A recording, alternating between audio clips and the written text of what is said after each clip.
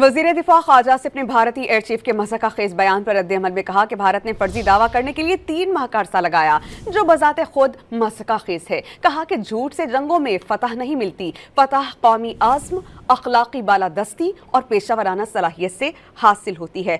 Social media platform x पर अपने जारी करदा बयान में ख्वाजा आसिफ ने कहा कि पाकिस्तान ने ऑपरेशन बुनियानुम मरसूस में कामयाबी के फौरी बाद आलमी मीडिया को तफसीली टेक्निकल ब्रीफ किया। दुनिया को बताया कि पाकिस्तान ने राफेल समेत 6 भारतीय जंगी तैयारे मार गिराए। पाकिस्तान की जवाबी कार्रवाई में भारत का S-400 फजाई दिफाई निजाम और ड्रोन्स तबाह हुए। मुतादिद भारतीय एयरबेसिस को नाकारा बना दिया गया। कंट्रोल लाइन पर भारतीय अफवाज को शदीद जानी और माली नुकसान भी उठाना पड़ा। उन्होंने भारतीय एयर चीफ के इस ताखीरी दावे को निहायत गैर माकूल और नामुनासिब करार दिया। ख्वाजा आसिफ ने कहा कि पाकिस्तान की जंगी कामयाबियों को आलमी रहनुमाओं, भारतीय सियासतदानों और आलमी इंटेलिजेंस रिपोर्ट्स में भी तस्लीम किया गया।